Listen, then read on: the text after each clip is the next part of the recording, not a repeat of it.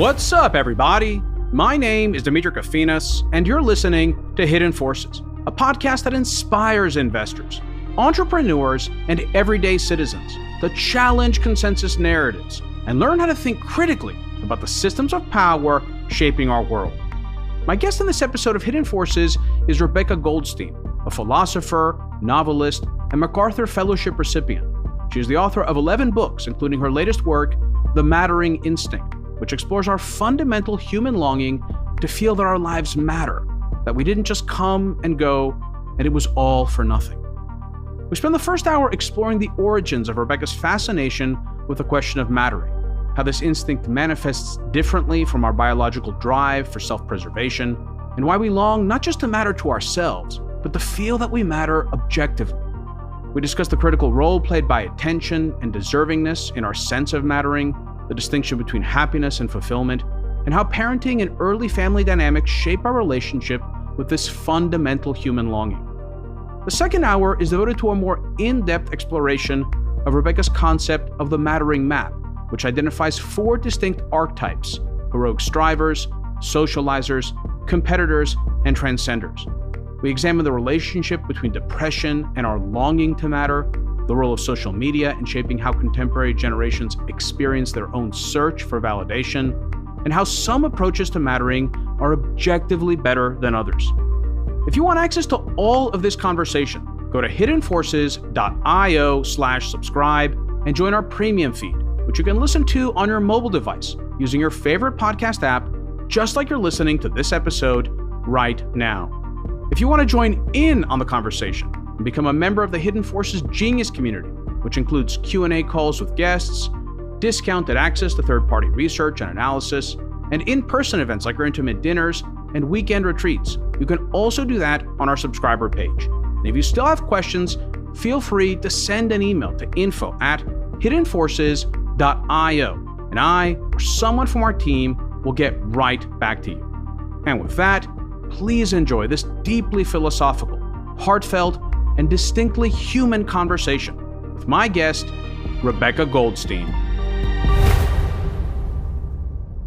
Rebecca Goldstein, welcome to Hidden Forces. Welcome back to Hidden Forces, I should say. It's great to be back. So you were on the podcast like almost 7 years ago, I think, or maybe 6 years ago. Oh, yeah. 2018, 2019, all December I know is 2018. before the pandemic.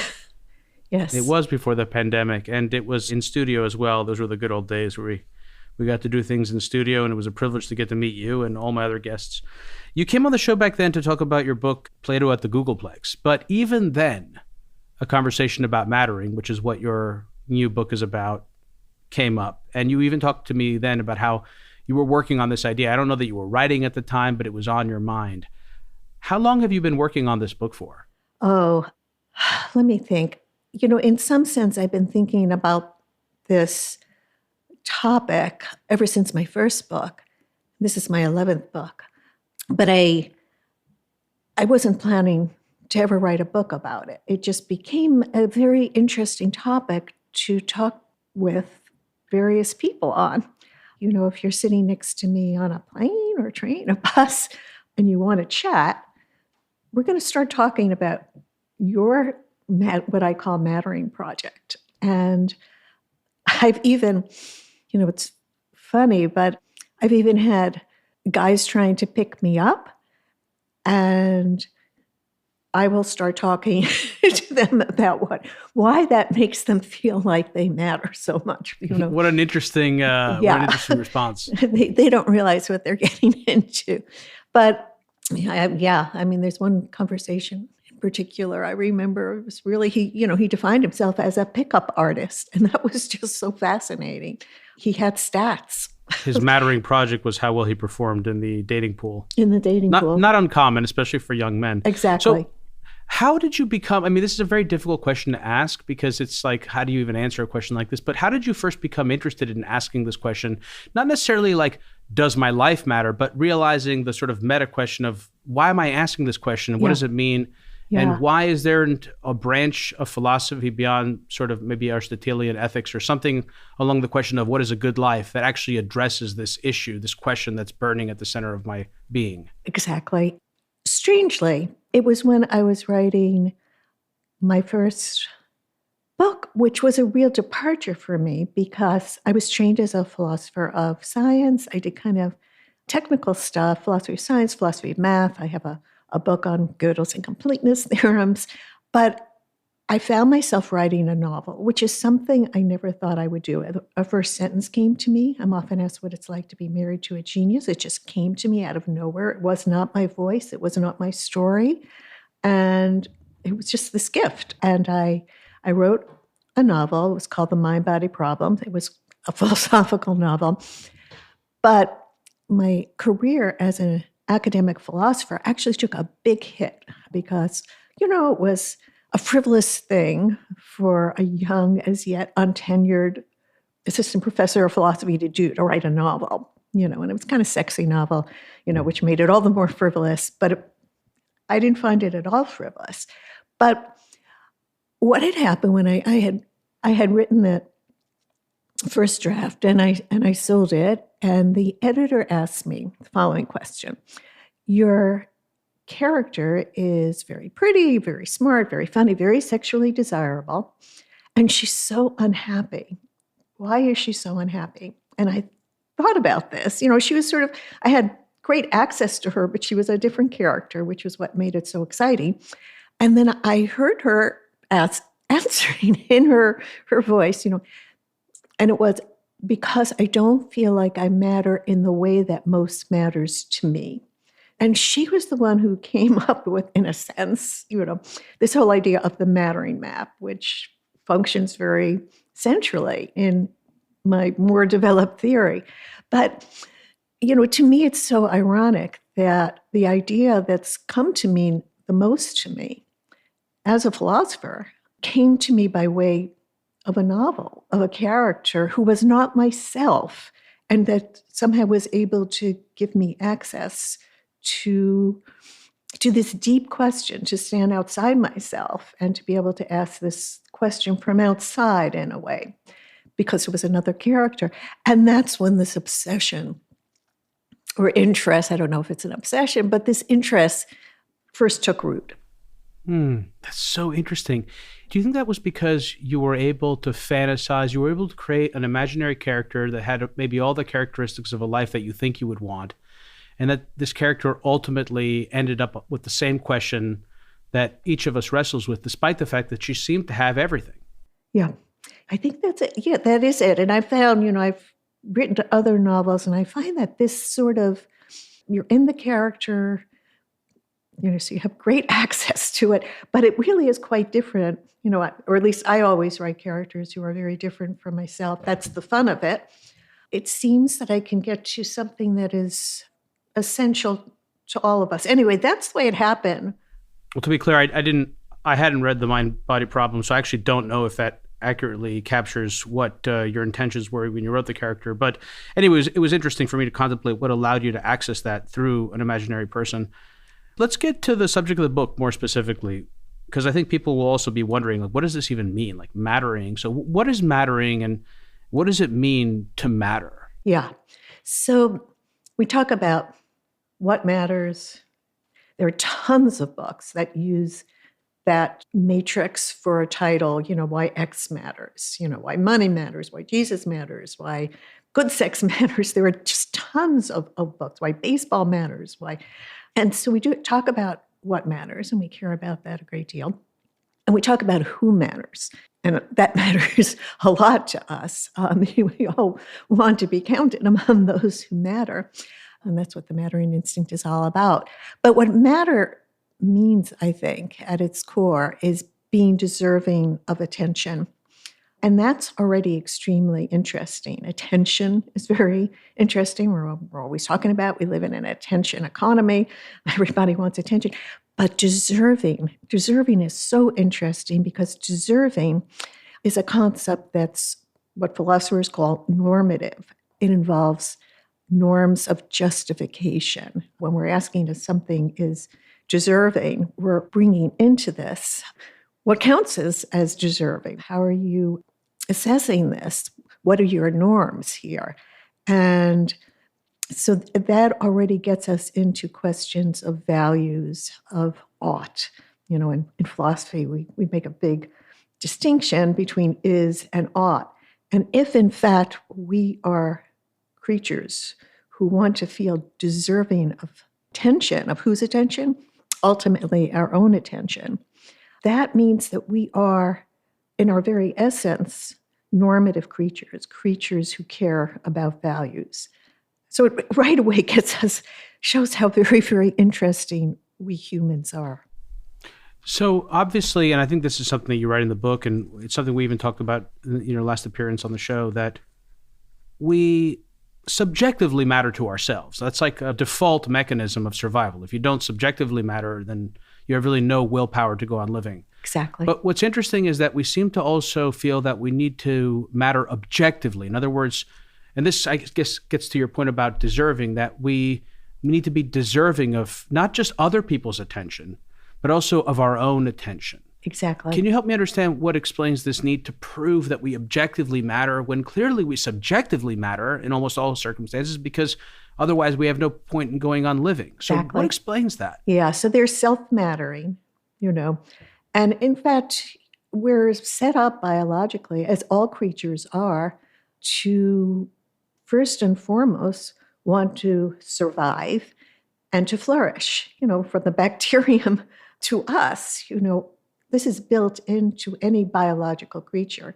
I mean, I can talk more about the science behind this, but let's just start there, that of course it's pounded into our very identity that we matter to ourselves. That is, that we feel ourselves to be deserving of our own attention, that is what it takes. Attention evolved as an adaptation to help us in our own survival, to find sources of low entropy energy, in other words, food, sunlight, and to be able to pay attention to sources of energy, food, sunlight, and pay attention to threats to our own survival and flourishing, predators, fire, pandemonium, so we can flee it.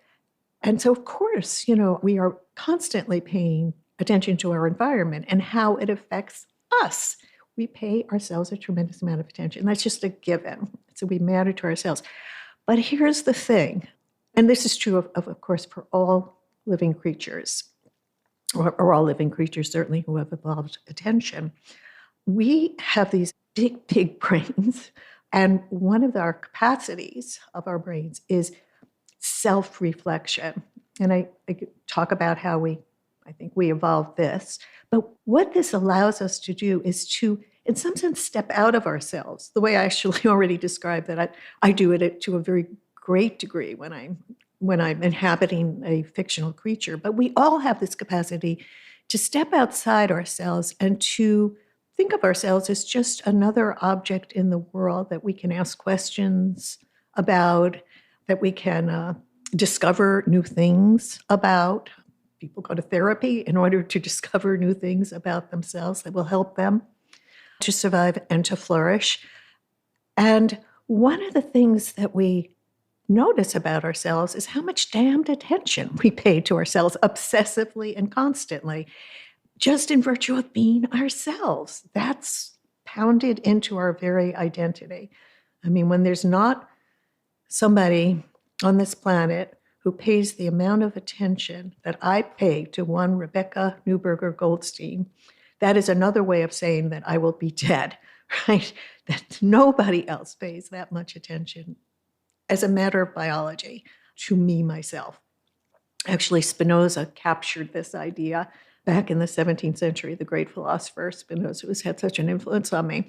He captures this idea in the notion of conitas, that what our identity consists in is this striving to persist and to flourish in our own being, which means we pay a lot of attention to ourselves. We notice this and we ask, why am I so deserving of all of this attention? We all have this capacity to step outside of ourselves. I think it's most heightened in adolescence, in early adulthood.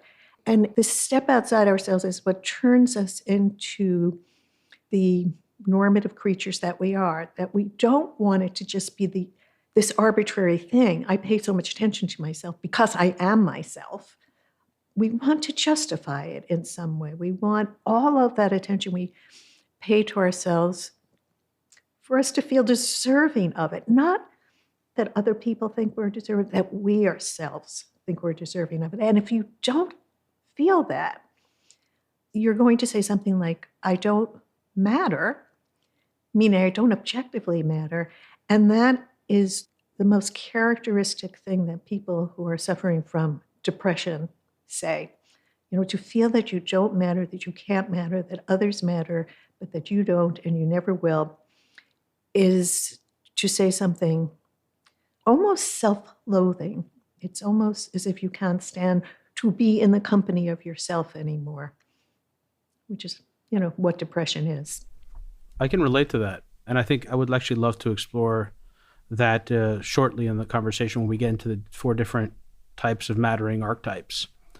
Because I experienced that certainly in my 20s, and I find that a lot of people have. And I wish that actually I had this book. I wish this book was around back then I could have read it. I think it would have eased my suffering.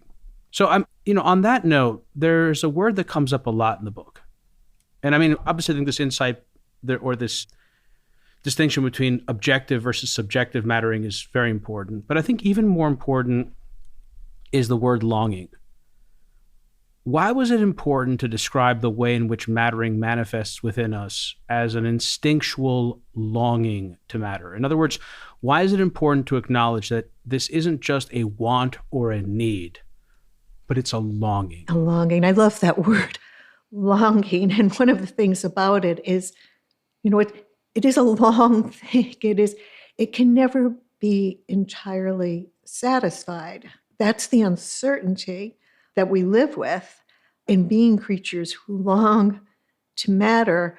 We know in our deepest selves that we may not, and that one of the big themes of the book is the diversity of ways in which people go about trying to appease this, not satisfy it, because we know in our deepest selves maybe we're getting it wrong. Or we have doubts about whether we matter or not. We have doubts. And some of the people who perhaps are the most difficult to live with or who make the most trouble for others on this planet are those who can't suffer these doubts, who can't face up to these doubts, who have to feel that this is the way, there is no other way, this is how you matter.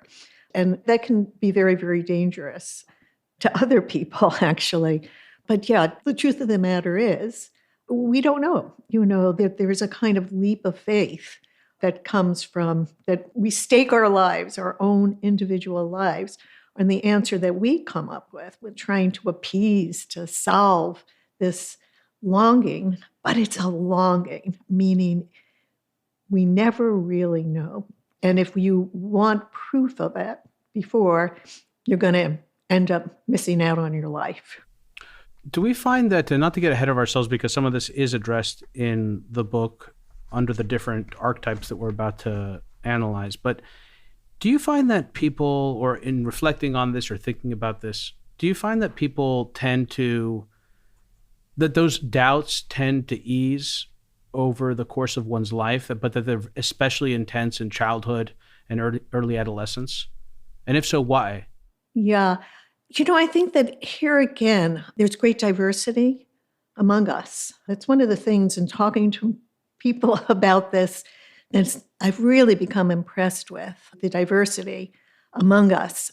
So for some people, the doubts remain very present. I think it depends a lot on what I call the mattering project that you've chosen, ways that I can, that I offer to distinguish among us in terms of the projects that we choose. But for some people, those who go into, say, the creative arts, that are where you have what I call a mattering adjudicators who decide, I'm myself, for example, much subject to mattering adjudicators in both of my careers as a philosopher and as a writer. There are reviewers, there are editors, there are publishers, critics, readers who are judging my attempts to do something that matters. And I think when, you are subject to others adjudicating you, it's very easy to feel those doubts. Every work is, here I am once again going out into the world trying to offer something that other people think matters, and they may reject it. So it depends a lot on, I think, one's own psychological temperament, and also just how you have decided to try to appease the longing to matter, whether you are going to be subject to a lot of judgments from others. So it differs. So you're trained in philosophy. We might be venturing into the world of psychology here. Yeah. So I'll do so judiciously. But it seems to me that as human beings, the first real instance in our lives where this instinct manifests itself is in our relationship with our parents. Because if we don't matter to our parents, well, that puts us in existential danger at a very young age. And so I wonder, what does the research say, to the extent that you're familiar with it, about the role of parenting in sort of impacting the manifestation of the mattering instinct as we grow older, and how we sort of emotionally relate to that instinct?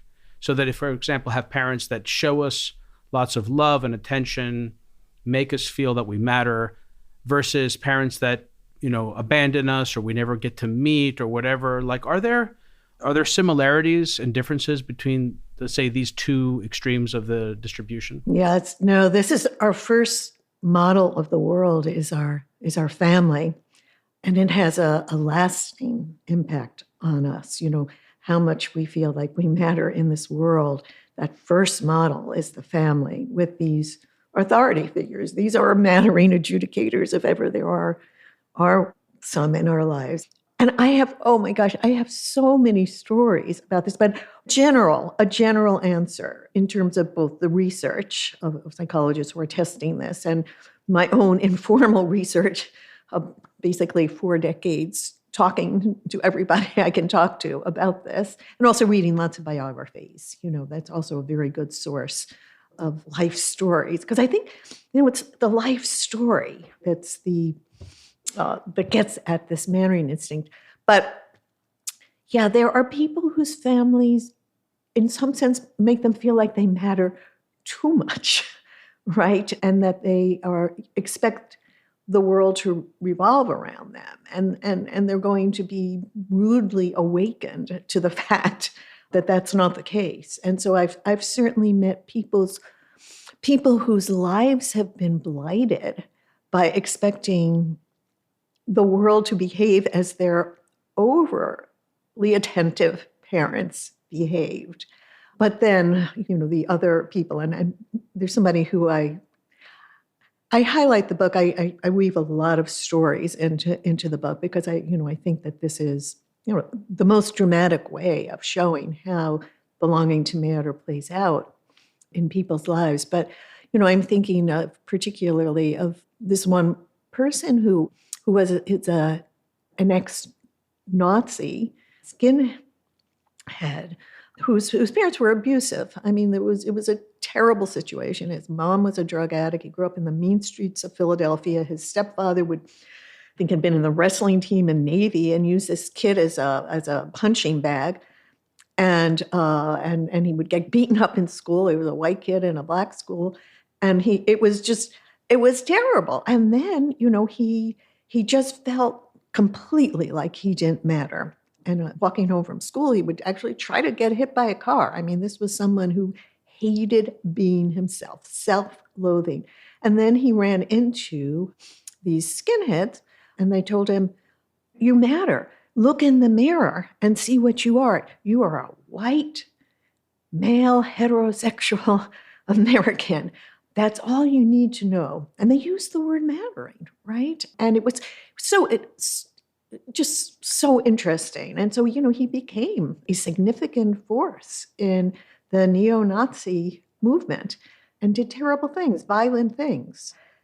He came out of it, and the way he came out of it is very, very interesting. But yeah, that he is like the extreme. But let me just say, it's so hard. This is why being a parent is so hard. It depends on the temperament of your child and, well, so many things, what works for one child was not going to work for the other. One story I heard was from this mother, a wonderful mother who had 3 sons. And her middle son said to her one day, and he was about 5 or 6 at the time, said to her, "You don't love me as much as you love my brothers." And she said, "Why?" And he said, "When you're at the kitchen sink doing the dishes, if my older brother asks you a question, you turn off the water. If my younger brother asks a question, you turn off the water. But when I ask you a question, you don't turn off the water." So look at that, how, and she said to me, "You know what? He's right. I find him very pedantic. He asks these very pedantic questions that I find very boring. But he spotted this. So kids are so perceptive, so receptive to the slightest, They're always parents watching give us. themselves away. It's tough to be a parent. It's a very They're also tough thing. always watching. They're always watching. They're always so focused on where your attention is. And Exactly. So it's a good thing for parents to be aware of. And sometimes, we betray ourselves. Yeah, I find this kid boring. I mean, I know you know Jonathan Haidt, and I think it was Yeah. Jonathan, but it could have been so many other people. I mean, I did so many episodes on this back in the early days on social media, on the impact of social media and mobile devices and ubiquitous connectivity on ourselves, on our families, and on our children. And I learned, it may have been with Jonathan, that the reason that many psychologists believe that children, and I assume this is pretty established now, but again, the data is always open to interpretation, that the reason that cell phones generate so much anxiety in young children isn't necessarily because they're using them, but because they're around their parents while their parents are using them. And so the cell phone is essentially, like the smartphone, is this portal that takes attention away from them, their parents' attention away from them towards the phone. And so I think a lot has come out in the years since, that early period of smartphone usage. And I think hopefully a lot of folks have moderated their behavior. But one more question about parenting before we get into the archetypes, because it raises this distinction between a fulfilling life, or what the Greeks or Aristotle called eudaimonia, and happiness. And I think is it Dan Gilbert that came up with the term, the parenting paradox? I can't think so. Was it Dan that had that video on the TED Talks where he says that parenting, makes you just about as happy as scrubbing the toilet? Yeah. He talks about that. Yeah. Yeah. So, I mean, I think this is really interesting, right? And tell me if I've got this wrong in your response. But my understanding is that essentially, like when you look at the survey data, if you randomly sample a parent in the course of their normal life versus someone who's not a parent, parents are less happy. But if you ask the parent specifically about having a child or having a family, they will tell you that it's like the most fulfilling, or one of the most fulfilling things that they ever could have done. And very few presumably say that they regret having had kids. So what is that? I mean, that's the paradox, right? Like the paradox between so you're saying that you're really fulfilled. This is what's meaningful. You want to pursue this thing, but pursuing this thing makes you less happy than someone else who doesn't pursue it. Yeah. How does that make any sense? Yeah. So happiness, is an emotion. And like all emotions, it is a response to present circumstances. Our emotions, they're not just gut feelings. Emotions have cognitive content. And so it's giving us feedback about how well our major project of trying to survive and flourish in this world, how well is it going? And happiness is that feeling, that report that, yeah, it's going well. But like all emotions, it's not meant to last. It's not a long-lasting thing. And we know now, we know the neuroscience of happiness, that there's serotonin and that there are certain chemicals that are being emitted in our brains and telling us, yeah, we feel good. This is a good situation. And the way that we measure, in these tests, measure happiness, the way Dan Gilbert was able to report that most parents, especially of young children, and there are ways that we can actually qualify this. There are more factors that go into this, but are not feeling happy a lot during the day. They're feeling frustration, boredom, anger, worry. Oh my God, if you to be responsible for these very vulnerable little things there's a lot to worry about. Stressed, exhaustion, sleeplessness, which makes everything worse. So yeah, that sort of moment to moment, how, my circumstance is good right now. Yeah, there's not that much, And of course, one of the other interesting things in the context of this discussion is that becoming a parent almost necessarily requires, especially true for anyone that isn't, inordinately wealthy, that you sacrifice some portion of yourself in the course of doing so. It's an ongoing surrender of your own, needs and wants in order to satisfy those of your child. Yeah. And that's very interesting that you mentioned, unless you're inordinately wealthy. And that, of course, is one of the qualifying factors here, like how much money do you have for child care, or what country do you live in? What kind of social support do you have? Those 1,000 mothers, it was mothers, who were interviewed where this happiness statistic came up that Dan Gilbert refers to, were American mothers. And compared to other countries where there is more social support for mothers and fathers, the statistics change. So that's a very important factor also. How much social support is there, or how much money do you have?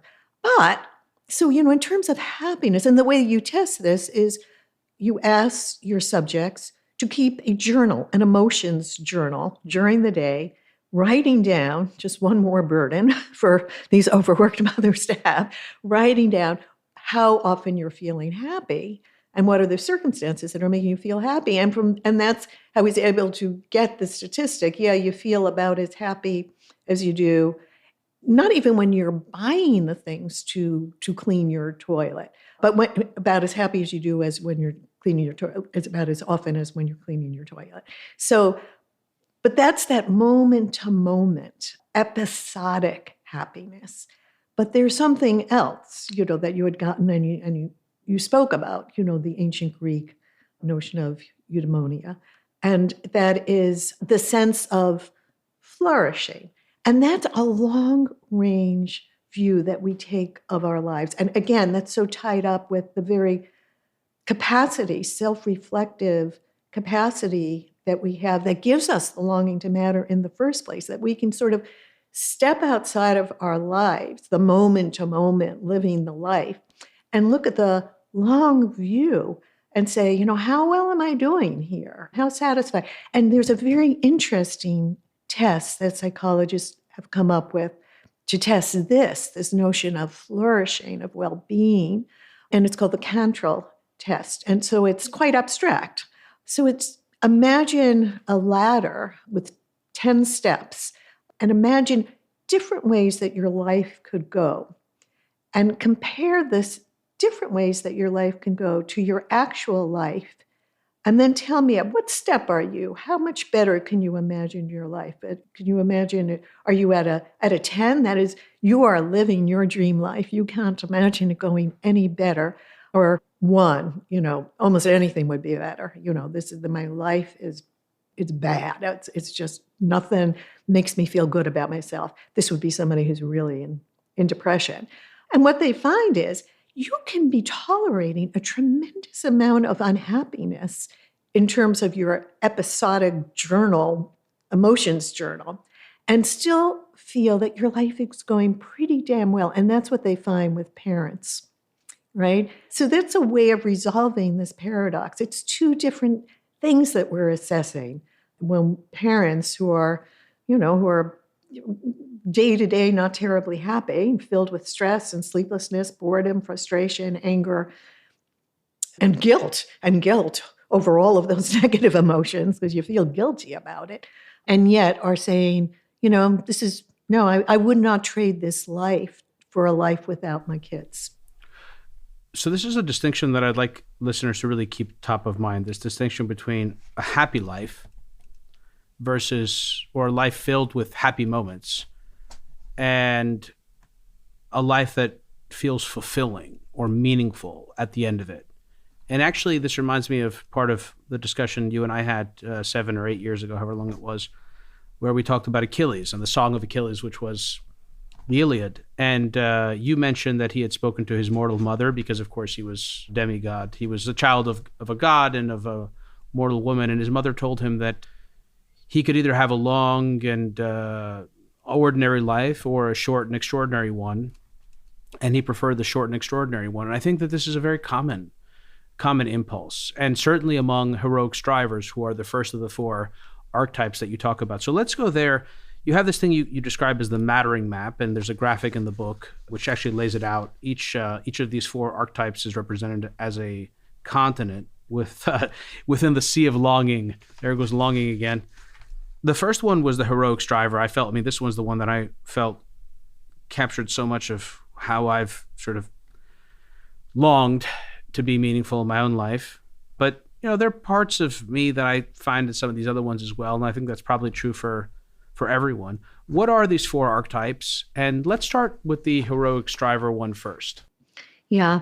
So we have this longing and we try to appease it. And the heroic strivers are people who have in mind certain standards of excellence. And they can be intellectual, artistic, athletic, or ethical, or some combination of these. It's not an either or.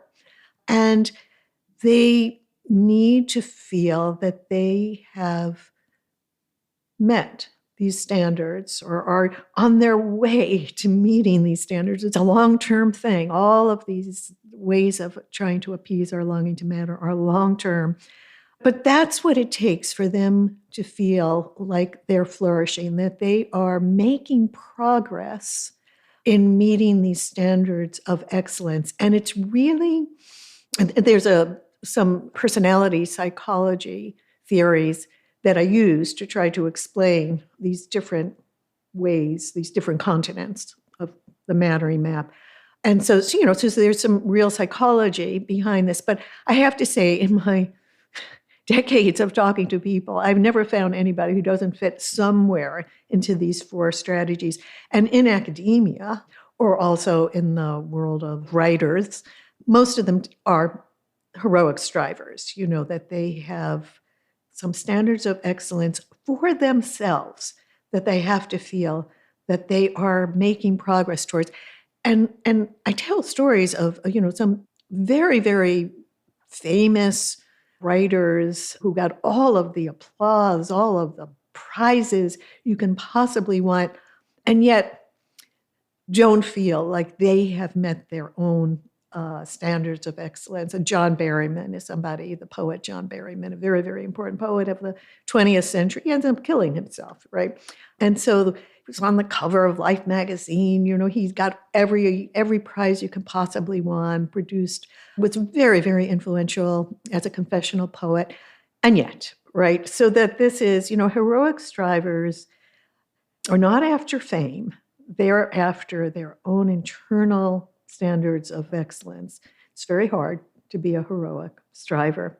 I also tell the story of someone who I knew very well. He's passed away. He was also a poet, and he was a friend, and nobody knew he was a poet. He had gotten so many downward thumbs from the mattering adjudicators. He couldn't get his stuff published that he just decided to give it up, and none of us knew that he was constantly working and perfecting his poetry and was, in fact, becoming an ever more superb artist until he died. And his partner, my good friend, Megan Marshall, a wonderful writer, on her own account, discovered these poems and all of the work that had gone into them, which really, to me, brought home to feel like he was making progress in his life didn't depend on other people approving of him. It was an internal thing, an extreme example of a heroic striver.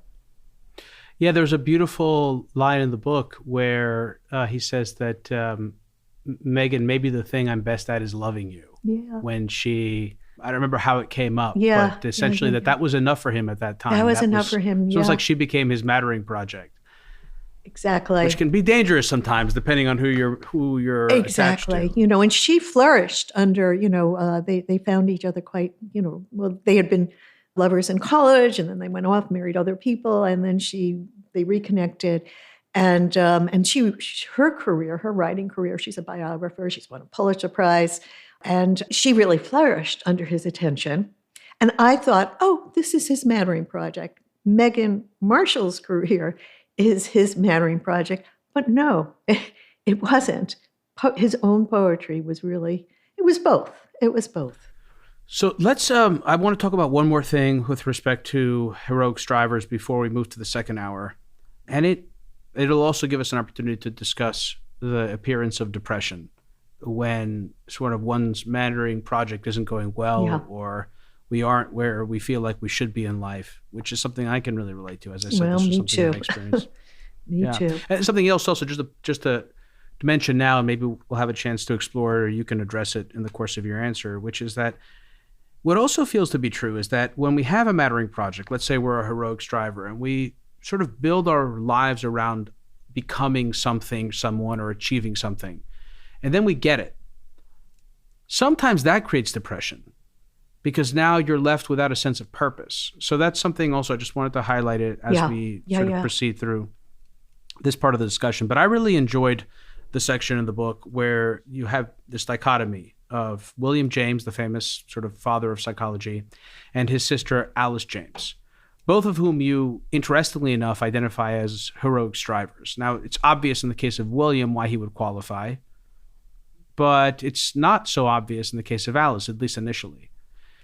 Can you explore this example for our audience, why you chose it, what William James, his personality type, his life history can tell us about what this archetype typically looks like, and then the interesting example of Alice and her depression? Yeah, it's almost like a controlled experiment comparing those two. And it was an extraordinary family. It also included the novelist Henry James, the great novelist.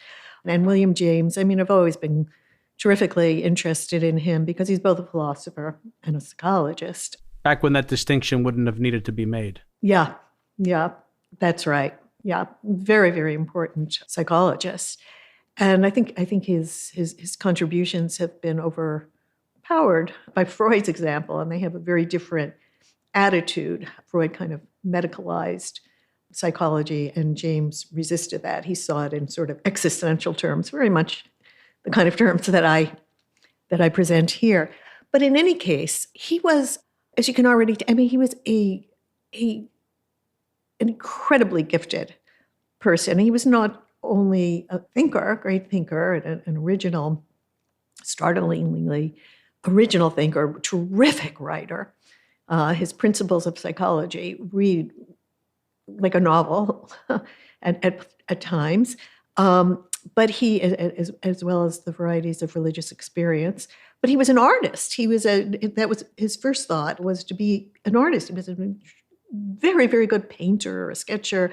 So he had multiple talents, and he also suffered from a debilitating clinical depression in his early 20s, and that is really interesting. He, describes it. He describes in some letter apologizing to a friend for not answering the letter, but he has not been able to get up the energy for months at a time to even answer a letter. He lay prone in his bed, contemplating suicide. He had a wonderfully supportive family.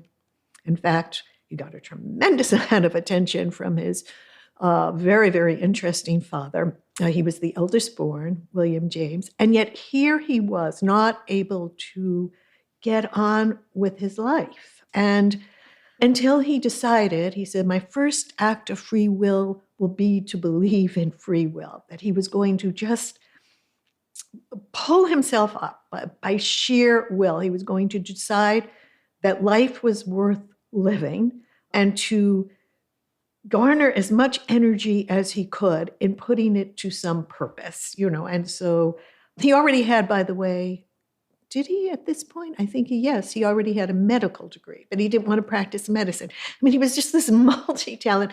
What he needed to decide on was what I call a mattering project, that this was going to be the thing that he would heroically try to appease his own need to matter by pursuing. I mean, you can't be all over the place. You've got to have a purpose. You've got to have a goal. And that's what he decided to do, when he went into studying psychology. That's where and philosophy. Yeah, he was first actually a philosopher. Is that especially difficult? In other words, being a heroic striver, is that especially difficult when you don't have a set path? When you're, I don't know, an entrepreneur or someone at the frontier of a new field of study that doesn't exist? Yeah. Is there something especially painful about, for those people? Again, I'm asking you to the extent, I mean, subjectively, we can answer this question anecdotally, but I'm curious to what degree you've actually looked into it objectively, which is like, is there something uniquely difficult about going through that path, that sort of like not well-defined path that you have to create for yourself because it's so full of doubt, because there's so many instances in which you can say, what am I doing? I'm a total failure. I'm a total disappointment to my parents. I went to medical school and look at me here. I don't even want to practice medicine. I'm nothing. I'm garbage. I shouldn't live. I should be dead. Maybe I should kill myself. Exactly. Yeah. So, that's why I say when that it varies so much individually. And one of the big variables is what your mattering project is. And if it's something really new or something that you weren't trained for, something that goes against what your parents wanted from you. And his father very much wanted him to be a man of science. That was the thing that his father, who was a theologian and had this theory, he was a Swedenborgian, if you know what that is. And, his father was also the whole family, their whole mattering instincts were so intense, heroically. And he must have put so much pressure on his son to effectively be the conduit through which he could actualize his own mattering project. Exactly. And there were, 1, 2, 3, 4, 5 children. And the 2 youngest sons, the father put all the sort of mattering attention on his 2 eldest sons, not on the 2 youngest sons or on the daughter. And they suffered in their own way. That's one of the, as that mother who, with the kitchen faucet attested, that the whole plan in the family, the whole model of the family, are your siblings getting much more attention than you are, is feedback about how much you matter in the world. So, but in any case, to go back to it depends so much on the mattering project. And here was James setting out on something that he didn't even feel that he was qualified to do. And it was a real problem to him where to put his enormous energy and his enormous talent, And it can't just go anywhere. It's got to go somewhere that feels right. Exactly. It's got to be aligned with some inner sense of longing, of meaning, who I am. It's like it's really the process of self-actualization. And for some, that is just much more painful than for others, especially if you're forging your own path. Exactly. But he did. He was always very, very sensitive to melancholy, to depression and melancholy of others. And it's interesting, there's somewhere in his journal where he says, melancholy gives the truer values. It's just interesting. I mean, if you have to sort of battle against this kind of temperament that is filled with the doubts about your objective mattering, in some sense, that keeps you very alive to the leap of faith that we all have to make in getting on with our lives. So, it's not surprising that he was also a very good ethical thinker. But I think maybe we can move on to his sister now, because she had so much of the same temperament. But because she was a Victorian woman, I mean, they were mainly figures of the 19th century. James died in 1910. She had no outlet. She had no outlet for her intelligence, her talent, her heroic longing. And she was an invalid for her whole life. She spent a great deal of time being hysterical. The doctors couldn't really help her. She was but to be clear, she was an invalid because of certain psychological illnesses she manifested. Yeah. But she was really incapacitated. And it was only after she died and her journal was discovered that one could see the enormous talent she had, this heightened talent of consciousness that both William James and Henry James, the great novelist, had, all of these shades of being able to describe with an intense ability of expression, the shades of subjectivity, the differences in what we feel that both William and Henry used to great purpose. William in his psychological pursuits and Henry in his artistic pursuits. And she had nothing. She had nothing. And so there was just a brief period in her life when she was involved with a program for women's self-education, a reading program for women's self-education, where her hysterical symptoms disappeared. And so anyway, it's just a sort of interesting, almost, as I say, it's almost a controlled experiment. Two people with very similar temperaments who needed mattering projects that would make them feel like they mattered in the world. When William James died, the tributes that came in, I have an entire book of tributes to William James on the occasion of his death. Whereas, Alice James died and nobody knew about it except the people who were in her life.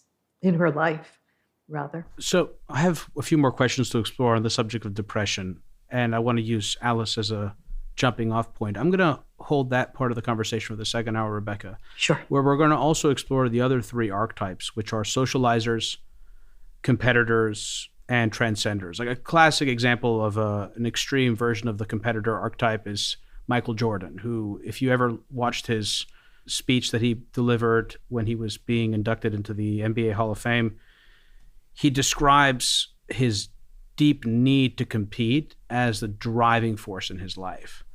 And transcenders, I think of someone like Ram Dass.